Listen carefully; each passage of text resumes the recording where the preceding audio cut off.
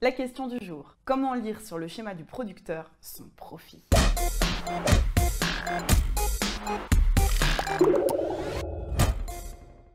Dans l'épisode précédent, notre producteur angoissé ne dormait pas.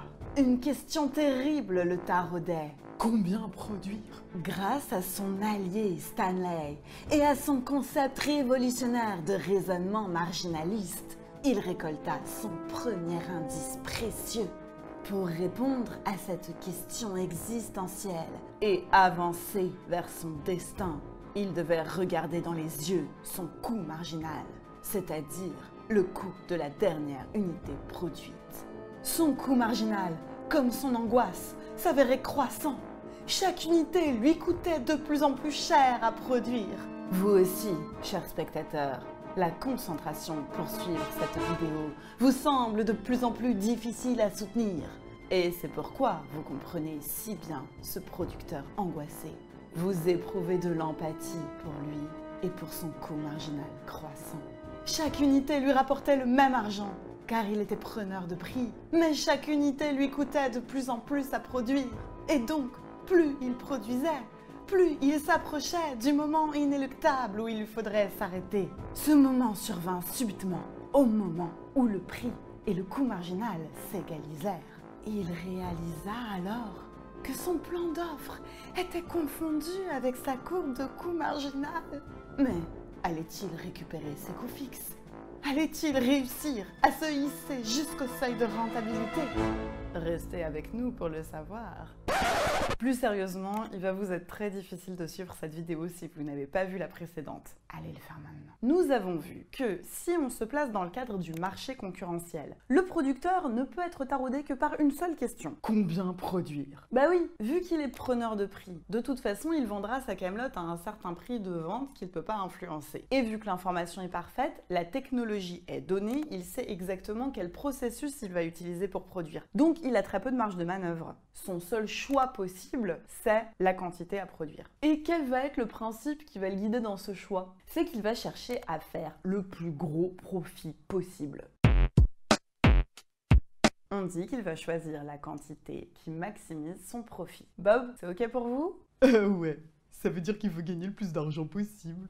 Voilà, et pour ça, il va devoir choisir judicieusement la quantité qu'il va offrir sur le marché. Judicieusement, ouais, enfin, travailler plus pour gagner plus, quoi. Pour gagner le plus possible, bah, faut qu'il vende le plus possible, basta. Ah mais non, la recette et le profit doivent pas être confondus. La recette, c'est l'argent qu'il encaisse, donc bien sûr que plus il produit, plus la recette va être grande. Mais pour avoir le profit, il faut déduire de la recette les coûts de production. Comment ça? Quand Marcel vend des roues-doudous, pour chaque roue-doudou vendu, hop, il met des sous dans son tiroir caisse. Mais les roues-doudous en question, ils ont coûté quelque chose à produire. Il a fallu engager des facteurs de production, du capital et du travail, et ces facteurs de production, ils se rémunèrent. Donc le profit, c'est tout ce qu'il a encaissé moins ce qu'il a payé pour rémunérer les facteurs. Et donc c'est ça le profit, la recette moins les coûts. Pour le maximiser, il va falloir choisir judicieusement une bonne quantité à produire et pas bêtement produire toujours plus. Est-ce que c'est ok pour vous? Mais je comprends pas pourquoi il faut choisir une quantité judicieuse. Tous les roues-doudous, ils rapportent le même prix. Tous les roues-doudous, ils coûtent la même chose. Alors pourquoi il n'y a pas une quantité plus judicieuse que notre? Attendez, non, vous faites fausse route. Le prix que rapporte chaque roue-doudou, il est constant, ça c'est sûr, puisque le producteur est preneur de prix. Donc chaque roue-doudou va se vendre au prix de marché, ni plus ni moins. Ça c'est donné. Mais chaque roue-doudou ne va pas coûter la même chose à produire. Déjà, il va falloir engager des coûts fixes qu'il faudra amortir plus tard. Et même le coût variable, il n'est pas constant.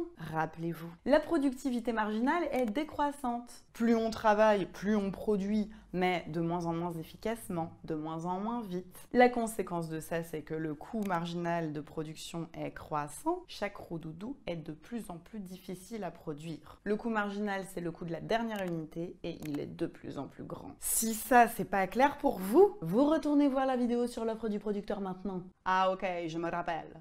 Mais cette histoire des coûts marginal croissants, c'est pas mon impression. Si j'ouvre un petit atelier de bonbons d'autrefois, au début, je commence modeste. Un roue-doudou à la fois. Mais plus j'en produis, plus c'est facile. Avec l'expérience, je fais de mieux en mieux les roudoudous, j'embauche de plus en plus de personnel, j'ouvre de nouveaux ateliers de confiserie et petit à petit, je m'implante dans toute la France. Et je développe ma chaîne de confiserie, Gino, le roi du roudoudou et... Hop. Attendez, je vous sens très enthousiaste. Mais là, vous êtes en train de proposer d'investir à la fois dans du capital, avec des ateliers de plus en plus nombreux, et dans du travail, en embauchant plein de travailleurs. Quand on investit à la fois dans ces deux facteurs de production, en fait, on se situe dans une perspective de long terme. Ce serait comme rouvrir des nouvelles entreprises. Mais là, à court terme, vous n'avez le droit de faire varier qu'un seul facteur de production, et l'autre reste fixe. Et quand un facteur est fixe et l'autre est variable, la productivité marginale du facteur variable est décroissante. Vous vous souvenez, c'est votre histoire de copains qui viennent repeindre l'appartement. Si vous avez un certain nombre de pinceaux et de seaux de peinture, bien sûr qu'au fur et à mesure que les copains arrivent, on va peindre de plus en plus de surface de l'appartement, mais chaque copain va avoir un apport un peu moindre que celui du précédent, sauf dans certains cas très précis où le coût marginal est décroissant. Mais on s'occupera d'eux plus tard. Leur heure n'est pas encore venue. Ça va pour vous, Gino? Ok, j'ai investi dans une confiserie, j'ai embauché de travailleurs. À court terme, j'ai seulement le droit d'acheter plus de sucre et plus de coquillages en plastique? Oui, c'est ça. Reprenons le schéma de notre producteur angoissé qui ne dort pas, mais il se demande combien produire? Là, tout de suite, à court terme. Reprenons donc le schéma dans le repère quantité-prix. Est-ce que je vous refais les gros yeux pour dire que le prix est en ordonnée et les quantités en abscisse? Allez, je vous le refais. PQ. Le producteur va choisir la quantité qu'il produit en fonction de ce que chaque unité lui coûte et lui rapporte. On regarde donc d'un côté son coût marginal et de l'autre le prix de vente qui correspond à sa recette marginale. Le coût marginal est croissant. Chaque unité est de plus en plus coûteuse à produire. La recette marginale est constante, c'est une droite horizontale, car ce producteur est en situation de concurrence, donc il est preneur de prix, tous ces roudoudous se vendront au même prix. Quelle que soit la quantité qu'ils choisissent de produire, il ne sera toujours qu'un nain sur le marché du roudoudou, donc ça n'aura aucune conséquence sur la détermination du prix. Rappelez-vous qu'on fait un raisonnement marginal, c'est-à-dire qu'on regarde pas à pas si ça vaudrait le coup de produire un petit peu plus ou s'il faut s'arrêter. On commence par la première unité. Voilà ce qu'elle coûte, voilà ce qu'elle rapporte, eh ben ça vaut le coup de la produire. Faut-il s'arrêter là? Non, on peut continuer un petit peu, car la deuxième unité rapporte ça et ne coûte que ça. Le producteur s'engage donc dans la production de la deuxième unité. Faut-il s'arrêter là? Non, on peut encore continuer un petit peu. La troisième unité, elle rapporte ça et elle coûte ça. Et quand le producteur va-t-il s'arrêter? Au point où le coût marginal est égal au prix. Jusqu'à ce point, la production de la dernière unité rapporte toujours plus qu'elle ne coûte. Mais il ne faut surtout pas s'engager au-delà. Au-delà, toutes les unités vont coûter plus qu'elles ne vont rapporter.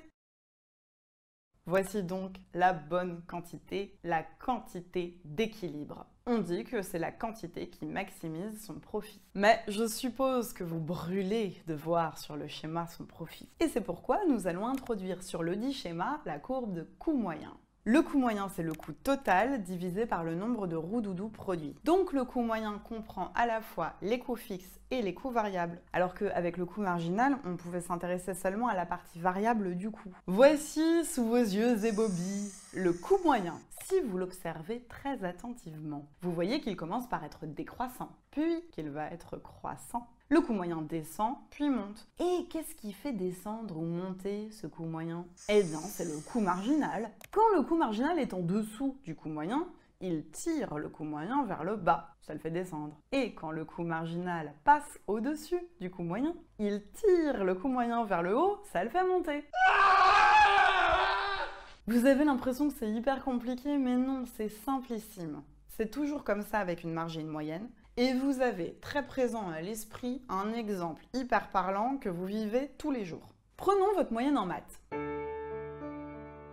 Supposons qu'aujourd'hui, à l'heure où nous parlons, elle soit à 12. Quand votre professeur va vous rendre une copie supplémentaire, votre dernière copie, la copie marginale en quelque sorte, et bien si cette copie marginale, elle est en dessous de 12, ça va faire descendre votre moyenne. Et si elle est au-dessus de 12, ça va la faire monter. Et je suis sûre que c'est très bien ancré dans vos têtes et que ça ne demande aucun calcul compliqué de le concevoir. Revenons à notre schéma. C'est pareil. Vous êtes producteur, votre moyenne est à 12. Si le coût de l'unité que vous vous apprêtez à produire est plus bas que 12, ça va faire descendre cette moyenne, ce coût moyen. Alors que si le coût de l'unité que vous vous apprêtez à produire, le coût marginal, est au-dessus de 12, ça va faire monter cette moyenne, ce coût moyen. Attendez, avec les notes j'avais compris, mais là avec les coups des roudoudous, je suis perdue. Pardon. C'est pas grave, je réexplique. Vous avez déjà produit 10 roudoudous. Si vous voulez connaître le coût moyen de cette production, vous allez additionner le coût fixe de départ, vous avez investi dans un atelier, dans un four, et le coût marginal de chacun des 10 roudoudous. Et puis vous allez diviser par 10. Exactement comme vous feriez une moyenne avec 10 contrôles en maths. Vous additionnez vos 10 notes et puis vous divisez par 10 pour avoir votre moyenne. Maintenant, nous allons comparer le coût moyen de ces 10 roudoudous avec le coût marginal du 11e roudoudou. Si le 11e roudoudou, il coûte plus à produire que la moyenne des 10 roudoudous précédents, ça va faire monter cette moyenne. Exactement de la même manière que si votre note au 11e contrôle de maths est plus haute que la moyenne des 10 contrôles précédents, ça fera monter votre moyenne en maths, ok? Oui, ça, d'accord. Et maintenant que nous avons nos 3 éléments, le coût marginal, le coût moyen, le prix, nous allons voir apparaître sous nos yeux ébobis le profit du producteur. Le producteur décide d'une seule chose. Combien produire? Il choisit donc la bonne quantité Q étoile. Elle est là. Car c'est la quantité pour laquelle la dernière unité rapporte exactement la même chose que ce qu'elle coûte, la quantité pour laquelle coût marginal égale prix. Pour cette quantité, sur la première unité, voilà le profit qui a été fait. Sur la deuxième unité, voilà le profit qui a été fait. Sur la troisième, voilà le profit fait, etc. Mais pour connaître le profit total, il faudrait enlever encore de ça les coûts fixes qui ont été engagés au départ. On a un moyen beaucoup plus simple de voir ce profit sur le schéma. Pour la quantité Q étoile, chaque roudoudou vendu rapporte ça. Et chaque roudoudou produit coûte en moyenne ça. Donc le profit par unité en moyenne, le voici. Pour connaître le profit total, il faut multiplier ce profit par unité par le nombre d'unités, tout simplement. Et là, je vais vous demander de faire un grand flashback dans votre vie. Nous allons remonter ensemble à un âge enfoui de votre tendre enfance. Juste avant la dégustation chocobéenne de votre 4 heures, rappelez-vous, votre maîtresse, vous la voyez là. Et elle vous dit, pour calculer l'aire d'un rectangle, tu dois multiplier la longueur par la largeur, petit L fois grand L. Et donc, revenons à notre schéma. Si je trace le rectangle là, vous voyez bien que sa largeur, c'est le profit par unité vendue, et que sa longueur, c'est le nombre d'unités vendues. Donc, l'aire de ce rectangle représente justement le profit du producteur. Et maintenant, je vais revenir à une question pertinente que Bob avait posée la dernière fois. J'avais posé une question pertinente? Bah oui, quand j'avais souhaité la bonne nuit au producteur, en disant « ça y est », il a une règle sacro-sainte qui permet de le guider dans toute sa vie. Il sait désormais qu'il doit choisir la quantité à produire telle que coût marginal égale prix. Eh bien Bob, vous m'aviez dit oui, mais cette règle sacro-sainte, elle ne prend en compte que le coût variable. Donc il n'est pas certain de couvrir ses coûts fixes. Supposons que cette règle sacro-sainte lui dise « Ah, il faut produire 10 roudoudous ». Avec ce que vous allez encaisser de 10 roudoudous, c'est pas complètement sûr que vous puissiez rembourser l'atelier de confiserie et le four pour chauffer le sirop de sucre. Oui, c'est vrai. Pas con. Ma Bob, je te propose un poste chez Gino, le roi du roudoudou. Tu serais la matière grise de l'entreprise. Je me reposerai totalement sur toi et pour bien vous reposer, pour dormir sur vos 2 oreilles. Bob devrait en effet vous conseiller de ne pas produire si jamais le prix de vente était inférieur au coût moyen. Reprenons le schéma. Si le prix de vente du roudoudou est ici par exemple, vous ne dormez pas. Vous vous demandez combien produire? Exactement, mais quelle que soit la quantité que vous choisiriez, le coût moyen sera toujours au-dessus du prix de vente. Ça veut dire que chaque roudoudou en moyenne aura toujours coûté plus que ce qu'il aura rapporté. Si vous voulez dormir sur vos 2 oreilles, il faut arrêter immédiatement la confiserie. Vous allez perdre de l'argent. Mais si le prix de marché est plus haut, ici par exemple, Gino peut choisir sans difficulté sa quantité de production. Il prend le point où coût marginal est égal au prix, et en ce point, il voit que le roux-doudou rapporte ça, et coûte en moyenne ça. Donc il ne perd pas d'argent. En moyenne, il gagne sur chaque roux-doudou. Et son profit total sera là. Si le prix est trop bas, au contraire, il n'aura pas récupéré ses coûts fixes. Le seuil à partir duquel le producteur va produire est ici, et donc son offre, c'est finalement la portion de courbe de coût marginal située au-dessus de ce point. À partir de ce point, pour chaque niveau de prix, la courbe de coût marginal donne la quantité que le producteur va offrir. Ce que vous devez retenir, se représenter graphiquement le profit du producteur est très facile. Vous avez besoin de 3 courbes, le prix de vente, le coût marginal et le coût moyen. Vous avez aussi besoin de vos souvenirs d'enfance de CM1. Je ne parle pas des noms de vos coéquipiers de la balle aux prisonniers, mais de la formule de l'aire du rectangle. Vous savez que le producteur choisit de produire cette quantité qui égalise le coût marginal et le prix. En effet, tant qu'on est en dessous, chaque unité rapporte plus qu'elle ne coûte. Au-dessus, au contraire, chaque unité coûte plus qu'elle ne rapporte. Donc le choix judicieux, pour maximiser le profit, c'est Q étoile, la quantité pour laquelle coût marginal égale prix. Pour savoir si ce choix va couvrir les coûts fixes, on a besoin du coût moyen. Le coût moyen décroît quand le coût marginal est situé en dessous. Il croît quand le coût marginal est situé au-dessus.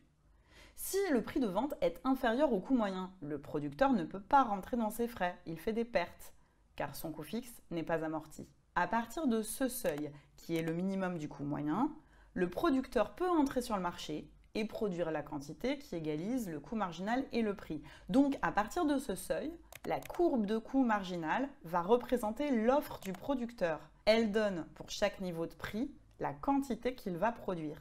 Pour calculer le profit total, on regarde pour la quantité d'équilibre ce qu'elle coûte en moyenne, ce qu'elle rapporte en moyenne. Le profit par unité est représenté par la différence entre les deux.